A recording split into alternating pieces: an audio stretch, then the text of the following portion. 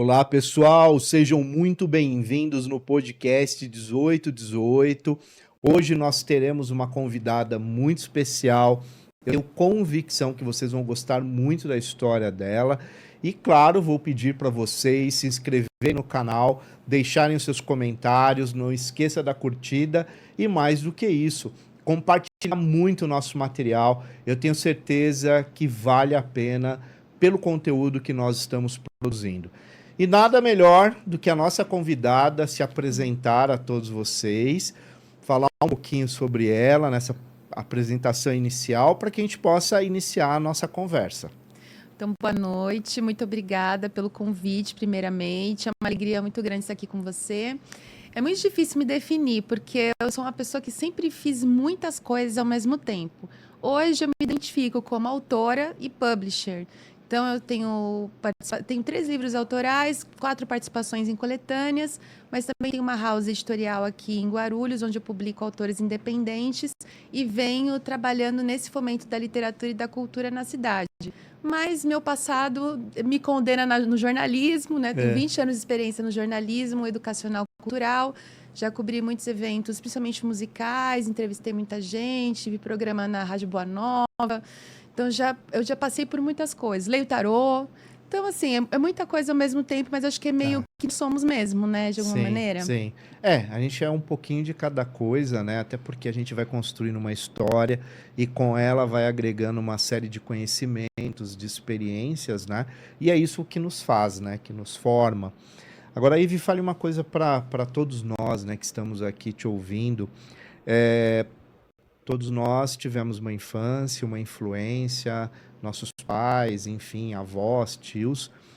A sua infância já foi uma infância onde você era muito curiosa em relação às questões da espiritualidade, do mundo? Como que foi isso para você? Eu posso dizer que a minha infância foi muito sensível.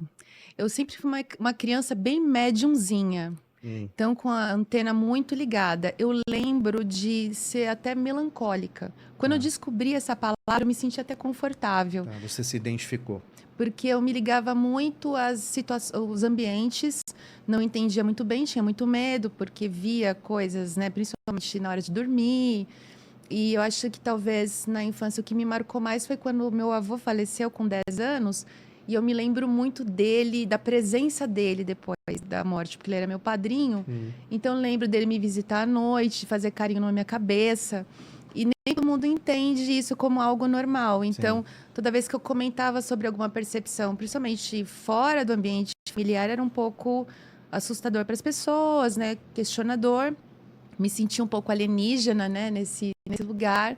Mas a minha família, ela é meio misturada, porque minha avó é uma mulher de muita fé, fé católica.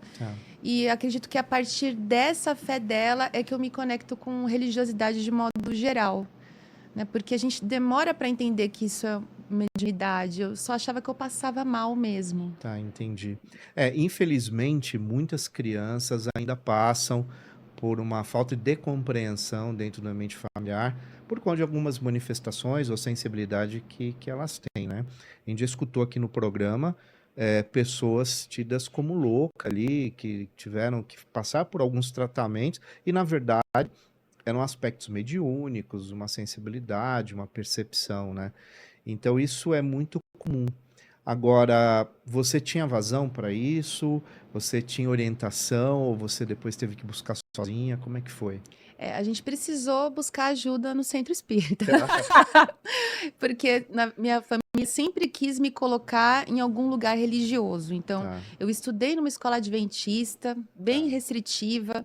Aí minha família, na maioria, era católica com essa formação. Então, eu obrigava a frequentar os cursinhos ali, fazer tudo, né? O primeiro, como é que é? Catecismo, né? Essas coisas todas. Mas eu não gostava, não me identificava, porque lá não podia nada. Tudo que eu sentia não existia. Ou era do demônio, né? Sim. E na escola, principalmente, era muito isso, né? Meus colegas, os professores, né? Comentavam muito. Nossa, ela é tão inteligente, mas vai para o inferno, né? Que pena. Então era muito conflituoso esse negócio. Mas quando então o marco mesmo foi quando meu avô faleceu, porque aí minha mãe e minha tia acharam o livro dos espíritos Tá. na casa delas e começaram a procurar por algum lugar. E nesse centro espírita aqui em Guarulhos, na Vila Barros, do Dr. Bezerra de Menezes, é que eu comecei a entender que isso era mediunidade. Então, eu já era, assim, 10, 11 anos, depois frequentei Mocidade Espírita, né? Coordenei até o grupo, mas já tinha uma mediunidade ostensiva. Eu comecei a trabalhar com mediunidade com 16 anos no centro. Tá. E hoje você ainda trabalha? Não. Não. Não. Eu saí dessa linha espírita. Eu acho que foram muitos anos dentro do espiritismo e aos poucos eu fui entendendo que eu não gosto de ter uma religião, Tá. que eu gosto mais da experiência, né, com a religiosidade de modo amplo. Tá. Então, e tem alguns, como é que eu posso talvez explicar? Algumas maneiras de me relacionar com a espiritualidade que determinadas religiões não aceitam muito. Então, por exemplo, dentro do espiritismo, o tarô, ele não é uma coisa que é bem vista, por exemplo. Algumas questões dentro até do processo de meditação. Eu gosto muito da filosofia hindu. Tá. E acaba que destoa um pouco do viés, do tipo de estudo, da proposta mesmo, Tá. né? Então, eu fui me desvinculando aos poucos e procurando me colocar, me experienciar em locais onde eu me sentia melhor. E nem sempre, às vezes, é um templo, né? O Sim. templo é dentro da gente mesmo, né? Literalmente. Então, eu venho aplicando minha espiritualidade no dia a dia, e eu acho que principalmente nesse âmbito do tarô mesmo. E que é uma tendência do século XXI, essa questão do espiritualismo, né? E as pessoas com caminhos independentes, né? Muito pessoais, muito próprios, sem um vínculo efetivo com uma religião institucionalizada, né? Agora você falou sobre tarô. E eu sei que você, né, tem todo um trabalho com vários tipos, né, de tarô. Fala um pouco sobre tarô e aquele que você mais se identifica, porque tem alguns que são mais famosos, que a gente sabe, Uhum. tem outros que não são tão conhecidos. E hoje tem uma infinidade, né? A gente Sim. vai em algumas livrarias, por exemplo, essas grandes livrarias, você tem uma parte só de tarô e tem vários tipos de temas, né? Cada lâmina mais bonita que a outra. Então, o tarô para você, como que ele chega, né? E o que ele representa para você, né? Uhum. A primeira vez que eu li tarô, né, alguém leu tarô para mim, na verdade, estava na casa de uns amigos, porque eu também tenho bastante ligação com arte, com teatro, né? Tá. E aí uma amiga pediu para fazer essa leitura para mim, eu morria de medo, porque essa coisa do centro espírita de falar, não, você está mexendo com coisas que não é para mexer, fica questionando a espiritualidade. E o tarô necessariamente não tem um olhar voltado para a espiritualidade. E ele é uma ferramenta, é um jogo onde você pode fazer diversas interpretações a partir das relações simbólicas com o teu consciente e inconsciente. São 75 cartas, de modo geral, e cada pessoa vai ter uma relação diferente com esses arcanos, com essas personas ali, né? Tanto que é um interesse até do Jung isso, né? No livro Sim, vermelho, símbolos, de né? buscar entender essa questão do símbolo, dos arquétipos e o que a gente acaba vivenciando ancestralmente. Mas a primeira vez foi nessa situação e foi interessante, porque ela fez uma leitura que bateu tudo, literalmente, e baseou muitos anos da minha vida, assim, questionando, nossa, como ela conseguiu fazer essa interpretação? Anos depois, eu ganhei um tarô mitológico de uma amiga minha, e aí eu comecei a fazer esses estudos por mim. Então, foram longos anos aí de experiência comigo, até entender que eu poderia fazer uma leitura para outras pessoas, né? Hoje eu tenho 16 tarôs em casa. Parei de comprar um pouco porque, assim, precisa, né? Não tem mais lugar para pôr. Mas, assim, eu gosto muito dessa visão do símbolo mesmo, de como a gente consegue, a partir de diversas perguntas, entender o desenhado aquilo que a gente não consegue ver no óbvio. Sim. Né? Porque a vida, de algum jeito, vai apresentando pra gente, às vezes, desvendando os mistérios, né? A gente tem, às vezes, uma dúvida, se eu faço uma escolha X ou Y, e muitas vezes, quando você está no carro, você escuta uma música, parece que a música é aquela resposta. É o sinal. Tem pessoas que vão e abrem uma Bíblia e vem um versículo e falam, isso que Deus quer falar comigo. E no tarô não é diferente. Mesmo que a pessoa não creia em absolutamente nada de misterioso, ela vai conseguir encontrar uma resposta para ela, porque quem dá sentido para as cartas somos nós, né? Sim. E a interpretação, ela não é algo aleatório, né? Tem Isso, toda uma sensibilidade ali também, não é só a leitura dos símbolos, enfim, daquela o que a lâmina está representando ali naquele momento, né? Mas tem a sim. sensibilidade, tem a energia da pessoa sua, é uma coisa muito interessante. É. E vários tarôs têm muito a ver com tem muita relação com várias culturas, né? Que o mitológico que você cita, ele é muito bonito, né? Uhum.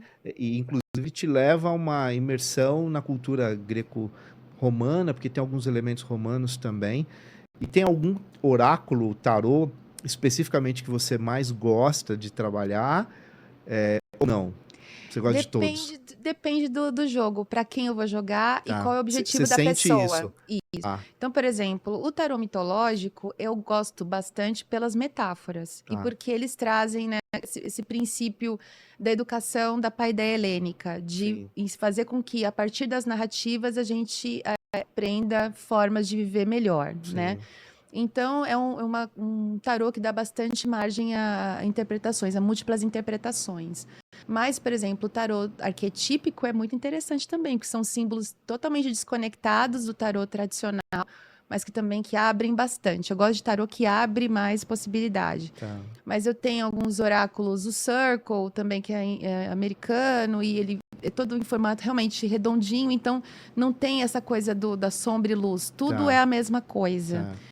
E tem oráculos de relacionamento que as pessoas gostam muito. Tem o oráculo fofoqueiro, que é o cigano, que conta tudo que ninguém conta, né? É, Então, assim, para cada pessoa eu vou sentindo, tá. né? E também criei um oráculo, né? Porque como eu escrevo, aí do meu primeiro livro, que é de poemas, o de Eu Vou Ser o I, que fala de relacionamentos, eu acabei tirando, extraindo algumas frases e criei um oráculozinho também. E eu, nas leituras, às vezes eu uso ele também, porque se eu sinto que é sobre esse assunto, então Aí faz acredito sentido. que faça sentido. Legal. E hoje você trabalha profissionalmente com oráculo, atendendo pessoas ou não? Eu estava Tá. atendendo profissionalmente até o comecinho desse ano, mas assim, os eventos literários estão tomando mais espaço. É, Então, assim, para fazer um trabalho com tarô, você precisa realmente ter um tempo. é. Que essa questão da É conexão porque é com muito o sério, outro né? é sério. É muito E é sério. muito interessante o quanto as pessoas não percebem isso. Porque, no caso, ainda como eu tenho já uma sensibilidade um pouco maior, eu preciso desse tempo para me conectar com a pessoa, né, com a situação. Eu não gosto de ser leviana, eu não Tá. faço profecia para ninguém. Sim. Então, eu prefiro fazer uma leitura com cautela, com delicadeza e com um olhar voltado para o autoconhecimento. Que eu acho que esse é o objetivo de qualquer ferramenta como essa, de você conhecer-se melhor. E o que também me deu uma motivação para dar pausada é que a maior procura é sobre relacionamentos. Tá. E eu acho que fica num lugar muito leviano. Fulano tá pensando em mim? Ele tá me Eu traindo? tenho Ele chances, quer? né? E aí eu fico pensando, por que você não conversa com essa pessoa? Pergunte para ela. Vai Não direto é? ao Vá ponto. direto ao ponto, porque a gente já sabe essa É, resposta, não é? Então é mais fácil você perguntar sobre si. O que você pode fazer para conseguir se permitir um relacionamento mais saudável? Como é que eu posso, né, aprender a lidar? O que eu não estou vendo sobre mim nessa sim. situação?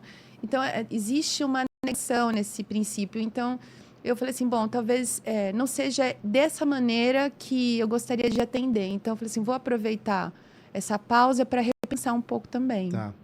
Eu já perguntei aqui para outros convidados, pessoas que presidem casas, pai de santo, mãe de santo, pessoas que são lideranças religiosas, de modo geral, se eles conseguiam mensurar o número de pessoas que chegam e perguntam: eu quero uma evolução espiritual, né? Qual é o caminho?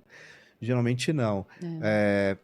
É, tivemos cartomante também que disse a mesma coisa, que uma porcentagem imensa são questões ligadas a amor, a traição, coisas desse tipo.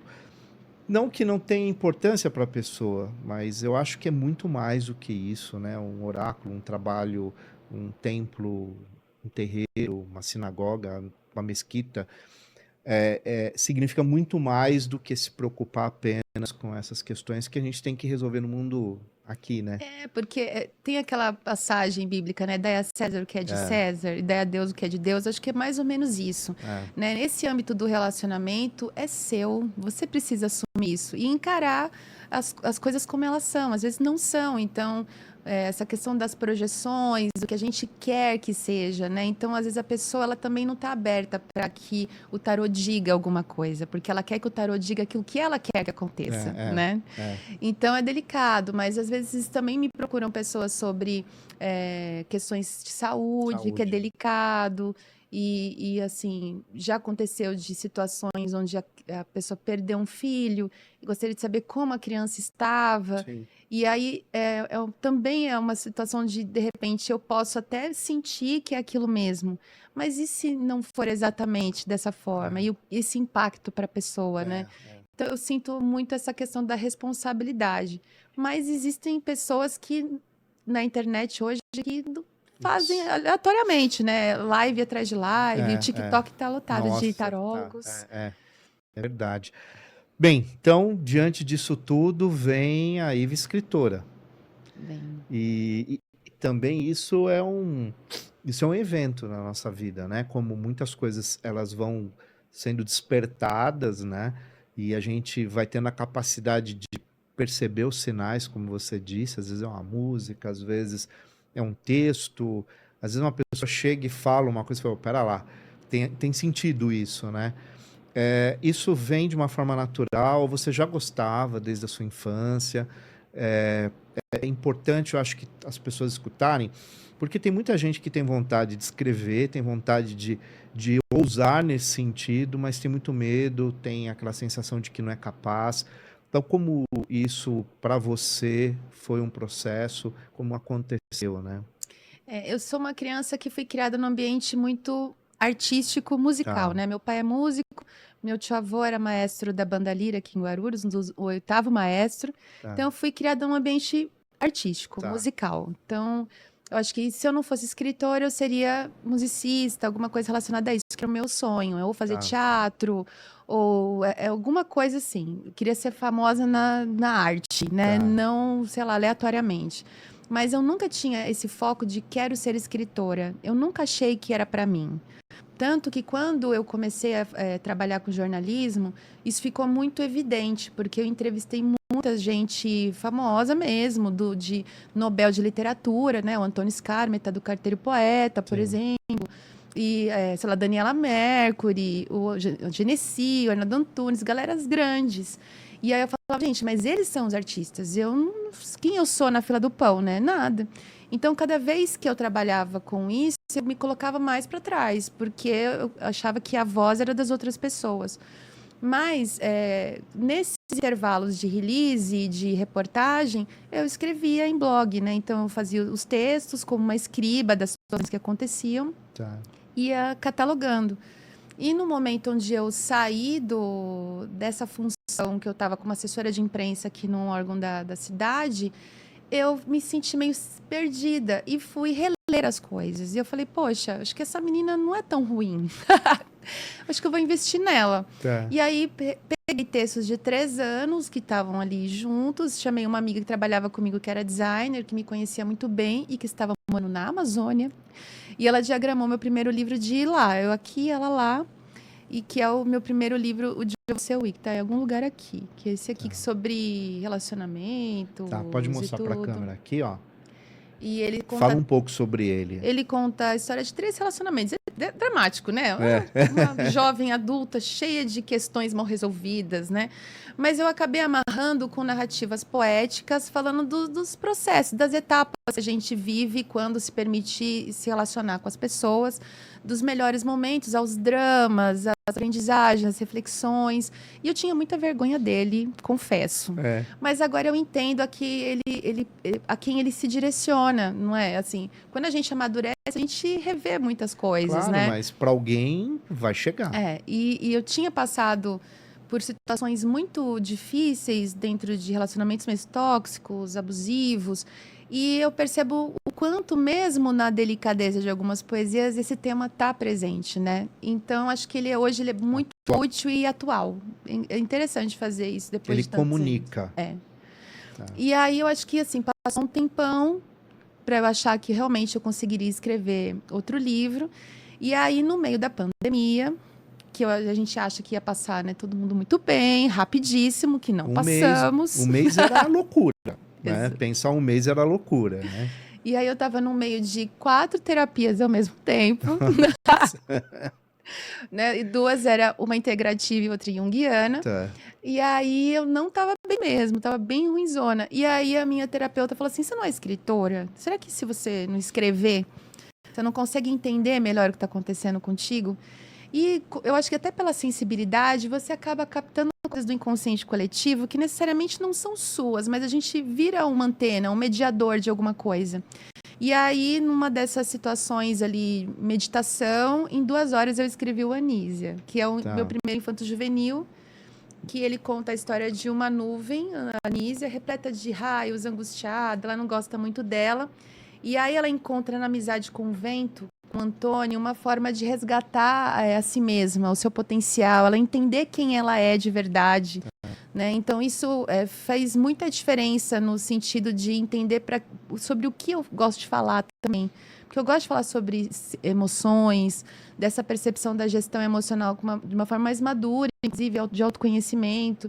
E ele nasceu para o público infanto-juvenil.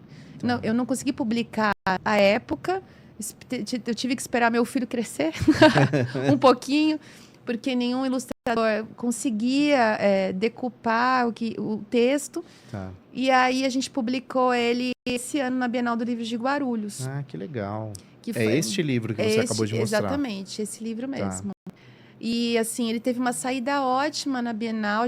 Todos os livros que nós levamos, nós vendemos. E fomos para as escolas também, fazer leitura para as crianças. E é muito interessante e triste ao mesmo tempo perceber que a minha personagem, quando eu explico, eu falo para eles, né? Ela é uma personagem angustiada. E eles, na mesma hora, eu sei o que é isso, eu também me sinto angustiado.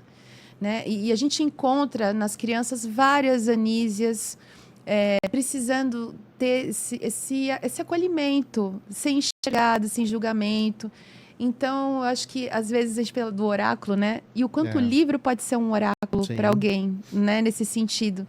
Então, ele nasceu esse ano nessa proposta. Tem um outro livro deste ano, que é um guia rápido para novos autores, onde eu ensino autores exatamente a fazer autopublicação, a conseguir entender qual é a relação, como se relacionar com gráfica, com editoras, porque existe um lugar também de muitos golpes, de enganos, de cobranças de valores absurdas para publicar.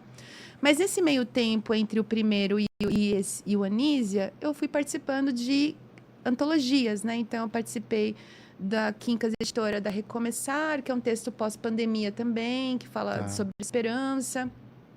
Aí tenho Todas Elas em Nós, que também fala sobre o feminino, e é um spoiler do meu próximo livro que está pronto, que é o Pandora, que fala sobre o universo feminino. Tem uma coletânea que eu participei, que é 1001 Poetas, que 1001 poetas brasileiros participaram dessa coletânea da Casa Brasileira de Livros.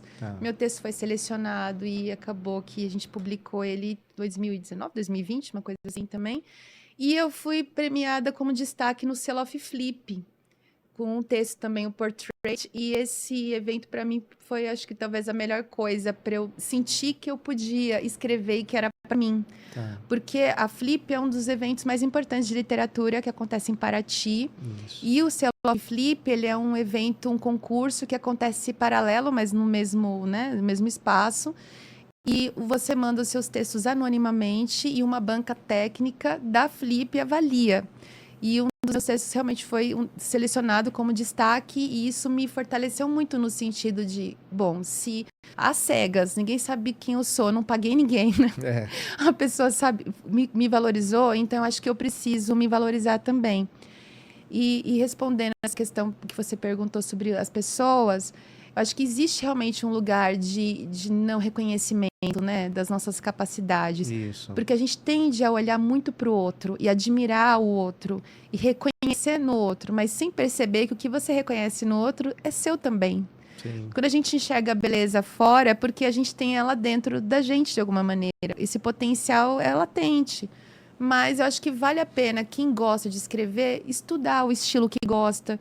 Então, se você quer escrever contos, então é interessante estudar a estrutura do conto, ou ler mais autores dessa linha, né? Para poder ir sentindo mais à vontade para colocar as ideias no papel ou nos sites, né? E, de repente, juntar tudo isso e publicar também.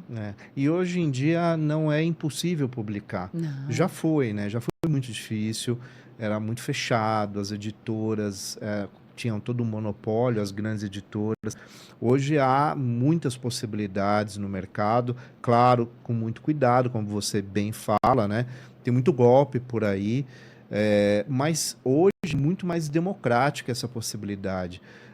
Eu já recebi aqui no programa muitas pessoas que conseguiram publicar, e é uma forma, né? É um trabalho, é uma vocação para alguns, né? Então, eu acho que é importante a gente reconhecer que estamos em um tempo que é possível, tem que melhorar, né? Mas é possível, muito mais do que outrora, né? Sim, eu acho que é exatamente para a gente esperançar, né? Porque realmente, antigamente, os espaços midiáticos, de modo geral, eles eram menores mesmo, restrito, né? Eu que nasci em 80, passei por essa fase do analógico.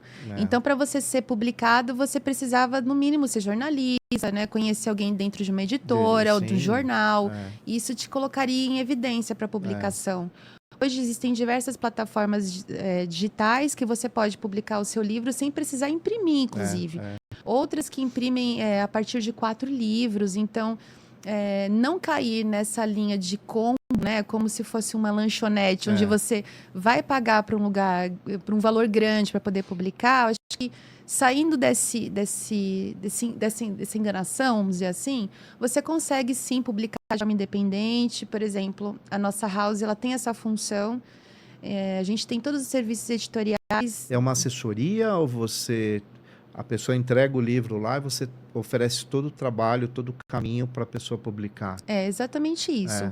A gente faz um trabalho como se fosse uma editora, mas eu não tenho nenhum contrato com essa pessoa. Eu não vou recolher direito autoral dela, absolutamente.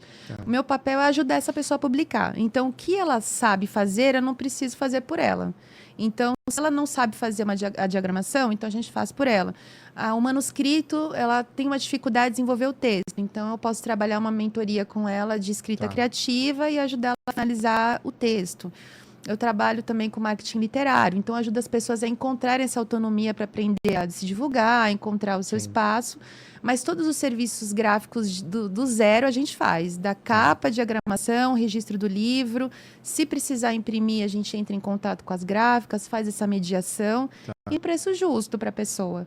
Né? Nenhum absurdo, né? Não, até porque assim, não precisa.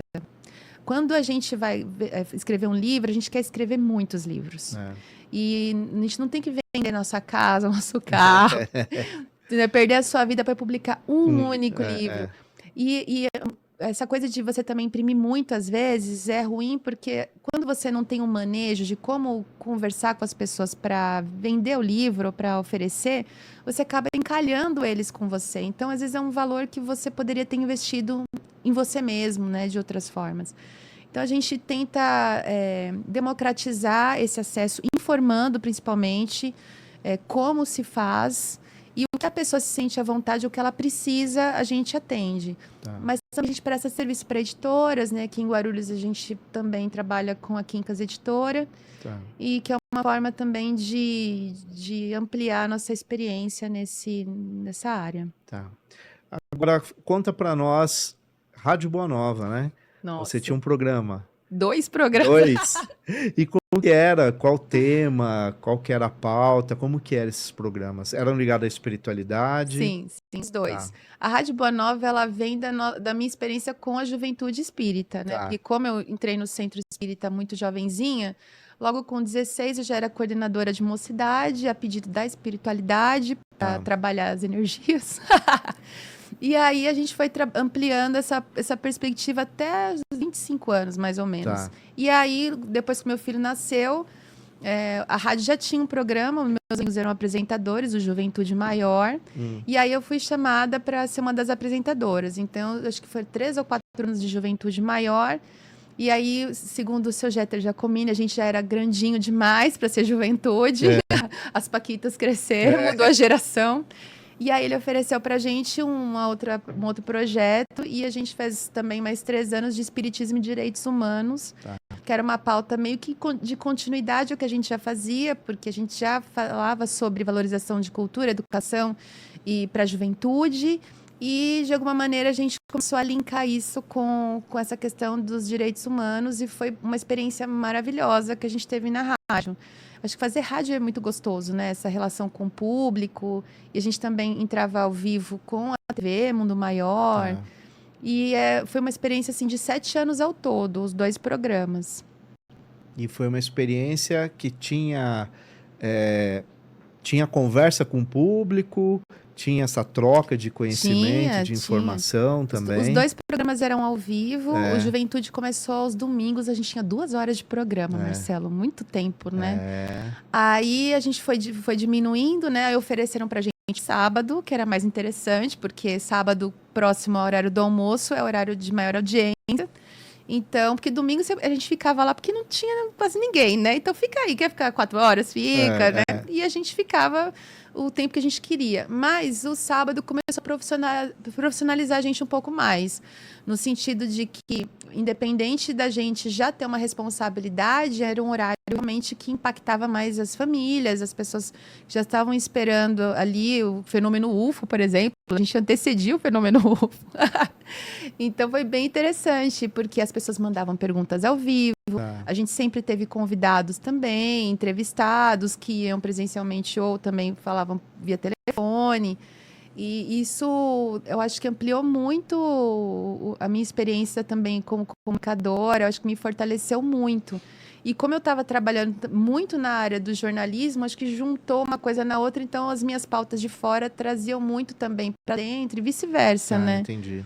Elas acabavam dialogando, de certa forma. Sim, sim. Tá. E como que está a cena cultural em Guarulhos, Ive? Como que essa questão da literatura, principalmente, que é uma área que você transita e conhece as pessoas ligadas, né, a essa cena cultural da cidade, como que você vê hoje, como que esses movimentos estão acontecendo na cidade? Olha, a gente tem um movimento cultural em Guarulhos excepcional. É muito interessante dizer isso, porque durante o período da pandemia, isso acabou adormecido. Exatamente por conta da gente não poder sair, mas também por conta da ausência de políticas públicas para a cultura. Isso influencia na produção cultural de qualquer lugar. Né? E aí, passado a pandemia e todo esse processo, esse resgate vem acontecendo. Então, em diversas cenas em Guarulhos, existem artistas incríveis fazendo coisas maravilhosas de verdade. Então, diversos espaços culturais aqui, tanto na música, no teatro e na literatura. Para você ter uma ideia, na literatura mesmo, esse ano na Bienal, nós batemos um recorde de participação com mais de 100 autores. O grupo que eu faço parte coletivo tem 105 autores. É muita gente. É muita gente, E nós temos uma diversidade de literatura incrível. Tem literatura espiritualista, tem romance, tem poetas, tem literatura de ficção, literatura fantástica. Não é como antigamente, que era uma literatura voltada para a história da cidade, ou corriqueiramente para falar sobre as políticas, políticas mesmo, né? Sim. De quem estava ali governando. O objetivo dos... Foram anos assim, né? Foi. E eu acho que isso acabou minando um pouco essa perspectiva cultural. Então, foi até difícil para a gente entender se a gente tinha um lugar, né? Será que realmente a gente vai ter uma aceitação? Mas nesses últimos anos de bienais, né, a gente vem encontrando mais espaços para poder se expor. Esse ano a gente teve um stand, inclusive, né? A gente ganhou um stand só nosso, que era o stand 34. E foi assim, a gente vendeu muitos livros. Que legal. E o mais interessante foi a recepção do público. Porque as pessoas olhavam e falavam, olha, é escritor guarulhense. E aí entrava com filho, com família, com todo mundo. E eu acho que é importante para a gente ter essa autoestima também e de não ficar focado só na cidade dos Mamonas ou a cidade de algumas pessoas, né? O aeroporto, não, né? E o quanto tem gente interessante, inteligente, capaz, e talvez com pouca visibilidade apenas, porque Guarulhos não tem uma televisão aberta, né? E isso acaba dificultando o acesso à imprensa de modo geral. Mas tem muitos talentos e mesmo no nosso grupo assim, adoraria que as pessoas vissem, inclusive, conhecessem.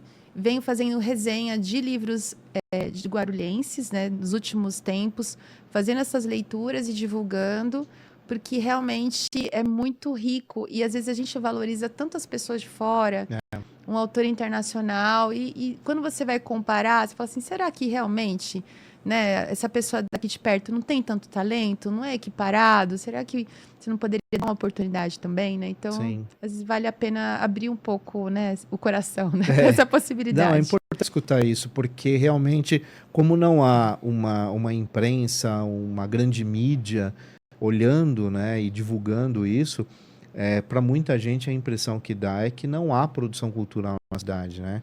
E como você mesmo disse, é muito eclético, né? Tem artistas de todas as áreas, de todas as áreas do conhecimento, mas está muito espalhado também, né? Está muito pulverizado na cidade. E esses encontros, eu acho que a Feira do Livro, né, foi assim um passo fundamental para essa valorização, ela ter uma visibilidade, né? E é um bom caminho, então, né? Olha, A gente eu está num bom recomendo. caminho. Estamos no caminho. É.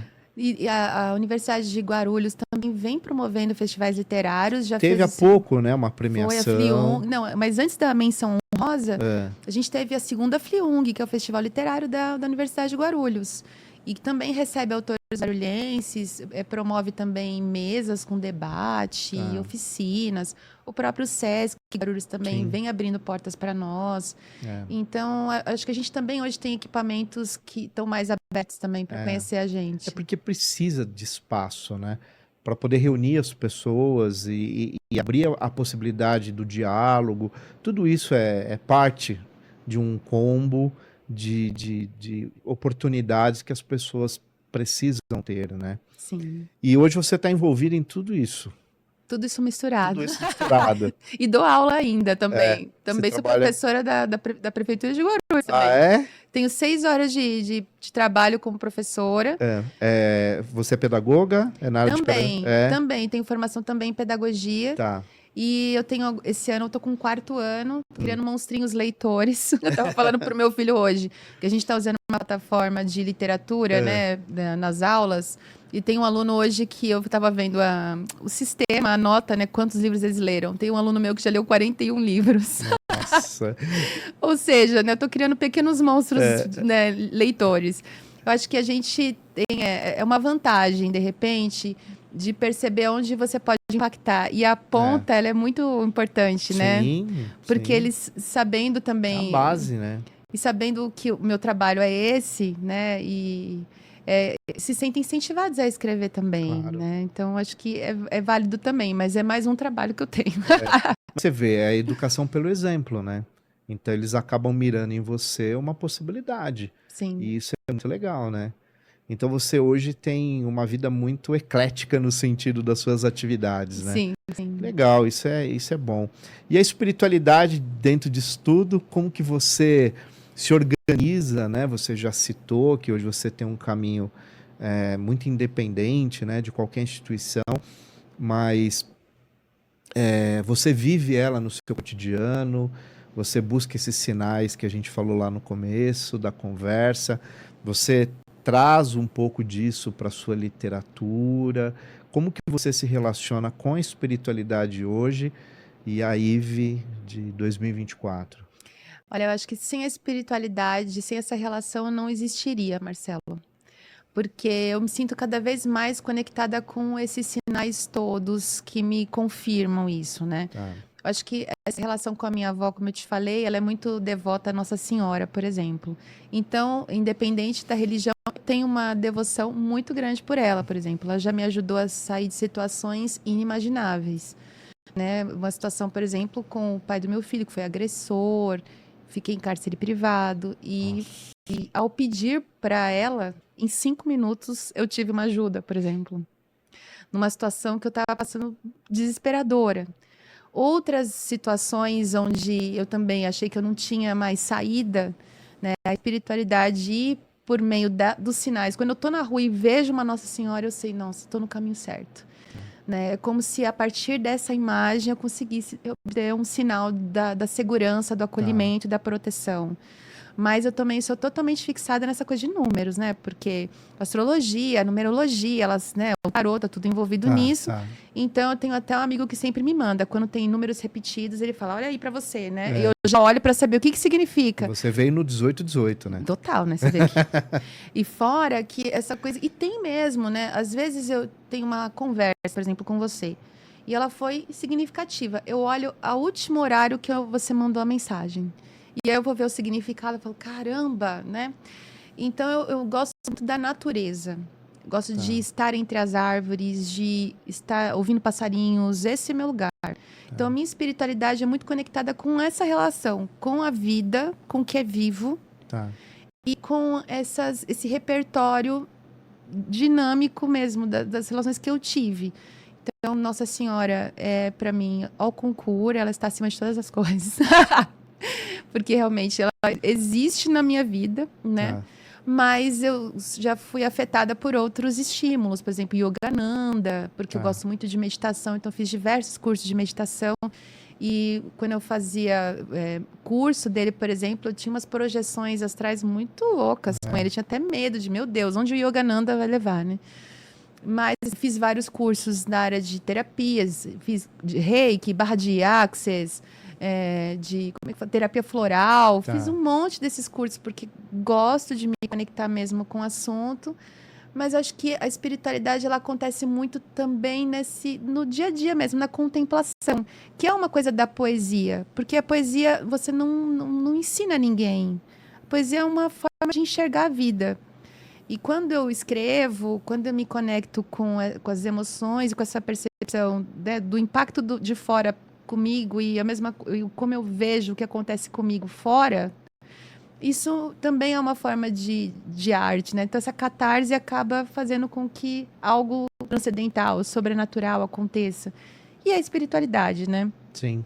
Da forma que for, mas eu não tenho muito essa coisa, talvez, de frequentar algum lugar, que nem eu gosto de pedras, você tem pedras, eu tenho várias pedras, e às vezes durmo com elas, vou trabalhar com elas. Mas acho que é porque é vivo, né? Então... E a questão da mediunidade é muito no dia a dia mesmo, né? Porque às vezes eu estou conversando com alguém e eu tenho certeza do que está acontecendo. E eu não posso, de repente, falar para a pessoa, olha, né, é isso, faça isso e vá para lá. Mas eu tenho esse olhar aberto para perceber quando eu posso, de repente, ajudar alguém. Porque vem mesmo, abre completamente. Às vezes a pessoa nem precisa me contar, eu já sei tudo. É um perigo, né? Não dá para guardar um segredo. E tem que tomar cuidado mesmo, né? Porque nem sempre o outro lado tá pronto para receber, né? Para escutar, principalmente, né? Exatamente. É complexo. Agora, a gente tem uma tradição no programa que é a definição, né? O conceito, a opinião, enfim, do convidado ou da nossa convidada sobre Deus e tempo. Como que você... definir é até injusto, né? Sim. Falar, definir. Mas como que você enxerga essa conexão entre Deus e tempo? Olha,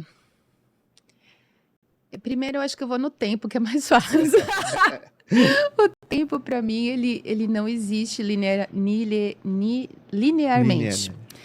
Para mim, o tempo, ele é uma complexidade de fatores. É uma rede interconectada que acontece... Coisas que acontecem o tempo todo sem essa ordem cronológica. Então, para mim, Cronos não existe. Existe um tempo que ele é vivo e, de repente, acontecem várias coisas paralelas simultaneamente. Uma coisa meio assim, meio maluca, na minha concepção. E Deus, para mim, talvez seja uma unidade criadora necessariamente não coordenada, porque quando eu observo a criação, ele cria ele ou ela, não sei, energia, cria aleatoriamente. Às vezes o que cria dá muito certo, às vezes o que cria não dá tão certo. E a gente tem essa visão de que Deus é muito perfeito, mas a natureza, ela é caos e cosmos, né? Então, a criação e a destruição, ela é vida também.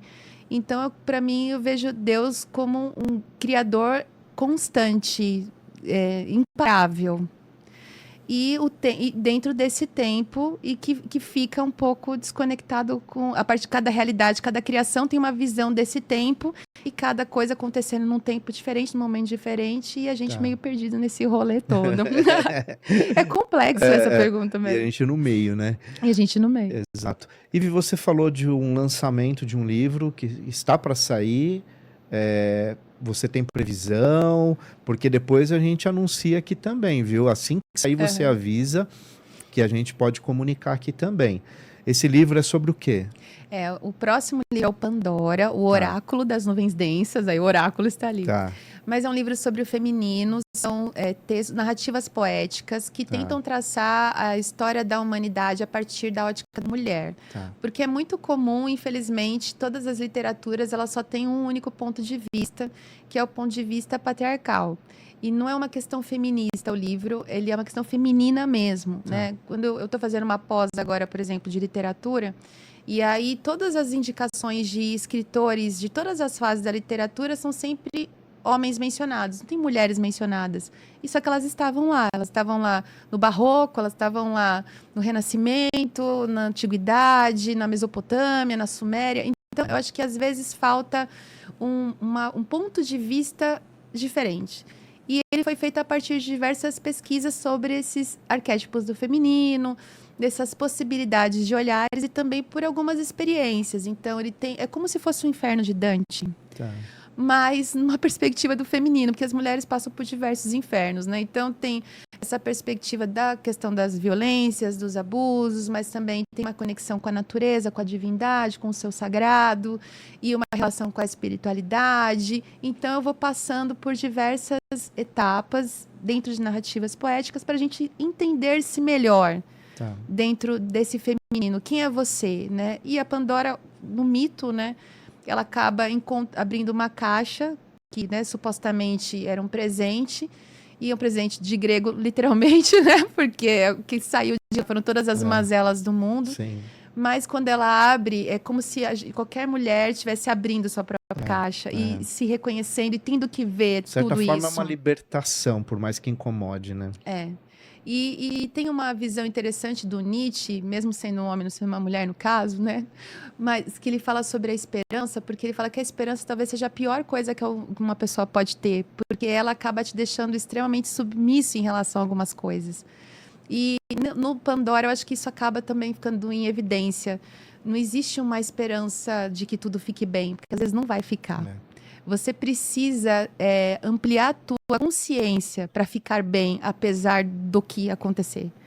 Né? Apesar do que houve, você vai ter que criar uma consciência para viver melhor. Sim. Com as condições que você tem, da forma que você consegue ser hoje.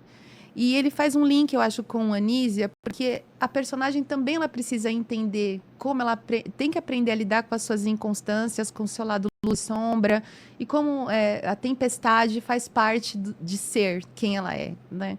E aí não tem uma data ainda de lançamento, porque agora ele está em fase de revisão, né?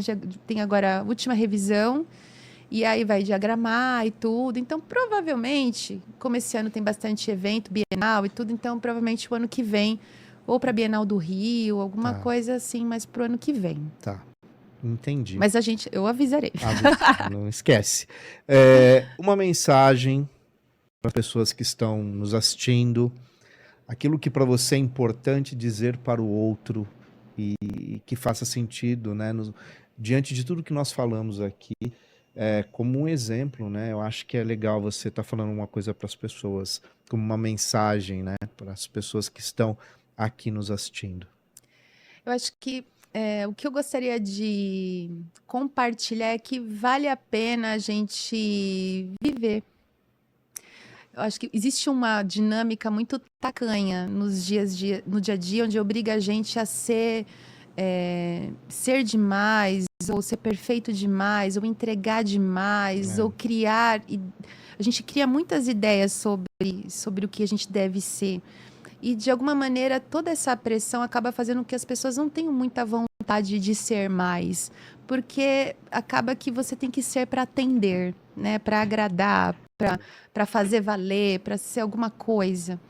Mas eu acredito que, contrariamente a esse mecanismo que é dolorido e pressiona mesmo, vale a pena a gente viver essa experiência no talo, na intensidade, em tudo, em todas as possibilidades.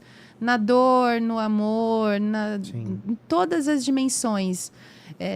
E nem sempre é fácil isso, porque dá medo, né? Todas as coisas que você faz pode gerar uma consequência, Sim. tem um impacto, e às vezes o impacto é financeiro, às vezes o impacto é familiar, é Emocional, né? relacional. Então, muitas vezes a gente se bloqueia e se impede de ser. Então, acho que seria uma dessas coisas é fazer valer sua existência, vivê-la intensamente, como, né, como o Renato Russo falava, né? Como se não houvesse amanhã, né? Viver. Mas, ao mesmo tempo, eu acho que é uma mensagem do Anísia, do livro, de enxergar o outro como gente também. Porque esse outro pode até parecer meio esquisito, mas ele tem as mesmas dores que a gente, tem as mesmas angústias, tem a mesma esperança de fazer valer a própria existência. E nem sempre a gente tem um olhar acolhedor para o outro. A gente nem sempre enxerga o outro como alguém parecido.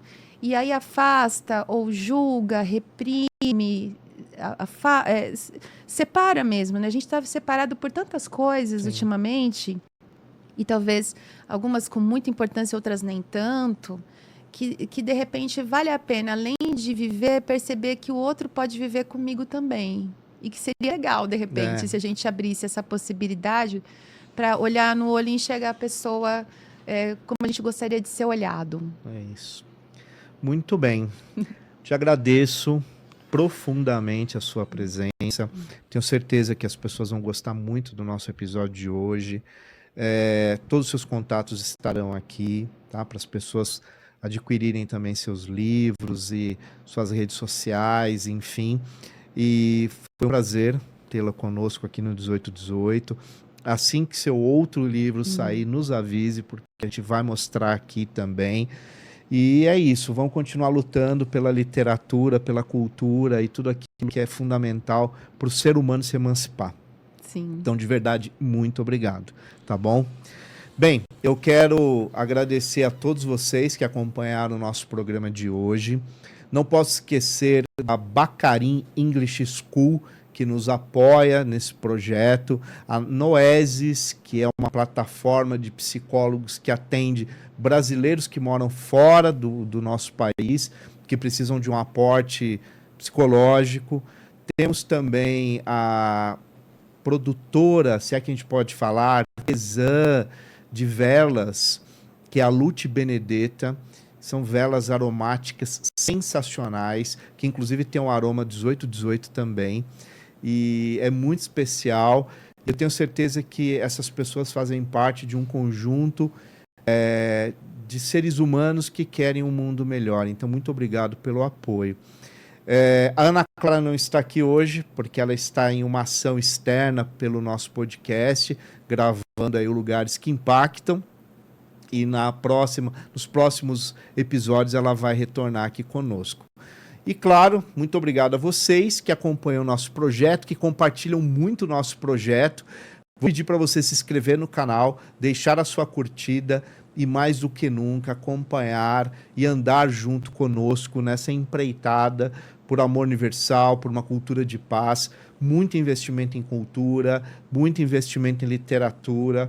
Os livros aqui foram mostrados, depois pesquisem na internet, vale a pena conferir. Muito obrigado e até o próximo episódio do podcast 1818.